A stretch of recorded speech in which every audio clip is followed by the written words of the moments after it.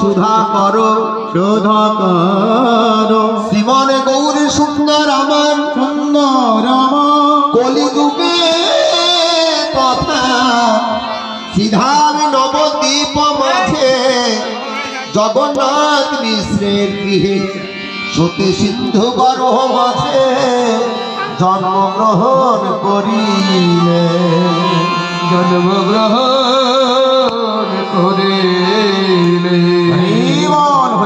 নবদ্বীপ সুধাকর শ্রীমন গৌর সুন্দর আমার কলিযুগে তথা সিধাম নবদ্বীপ নদিয়ার মাঝে জগন্নাথ মিশ্রের গৃহে সতী সিন্ধু গর্ভ মাঝে জন্মগ্রহণ করলেন।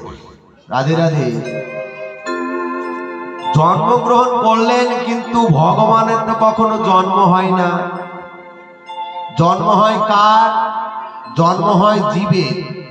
যিনারা যোনি সম্ভবা তিনাদের জন্ম হয়, পশু পাখি কীট পতঙ্গ জন্ম হয়, আর অজনী সম্ভবা তাদের কখনো জন্ম হয় না।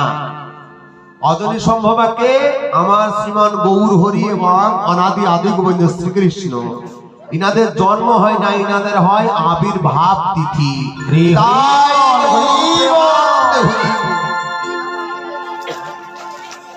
সেই সচিমঙ্গল গৌর হরি কলিযুগে তথা শ্রীধাম নবদ্বীপ নদিয়ায় সতী সিন্ধু গর্ভ মাঝে জন্মগ্রহণ করলেন। গৌরপ্রিয় নাথ, গৌরপ্রিয়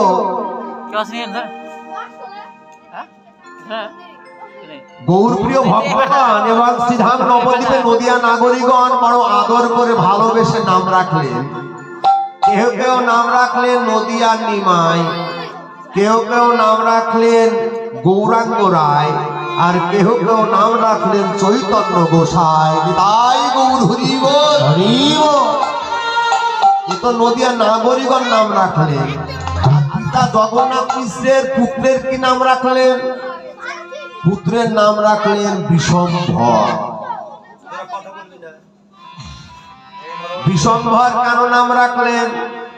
যিনি স্বর্গমর্ত পাতাল ত্রিভুবন নয়, 14 ভুবনে, শুধু 14 ভুবন নয়, এরকম একটি ব্রহ্মাণ্ড নয়, অনন্ত কোটি ব্রহ্মাণ্ডে যিনি ভার বইতে পারেন, যার ফলে তার নাম রাখলেন বিশম্ভর। তাই গৌর হরি বল। হরি বল, হরি বল।